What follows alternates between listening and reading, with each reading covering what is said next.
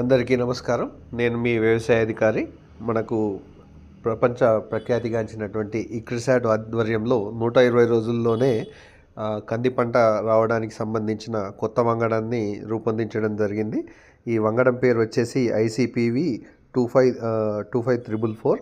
ఇది ముఖ్యంగా మామూలు రకాలతో పోలిస్తే మంచి దిగుబడినిస్తూ డ్యూరేషన్ ముఖ్యంగా మనకు కంది పంట 180 రోజుల పంట ఉంటుంది. దీర్ఘకాలికమైన పంటల్లో రైతులు ఎక్కువ దిగుబడి సాధించే అవకాశాలు తక్కువ ఉన్న నేపథ్యంలో ఇది కేవలం 120 రోజుల్లో తీసుకోవడం ద్వారా, అంటే పంట చేతికి రావడం ద్వారా మనకు సంవత్సరంలో 2 పంటలు తీసుకోవడానికి అవకాశం ఉంటుంది.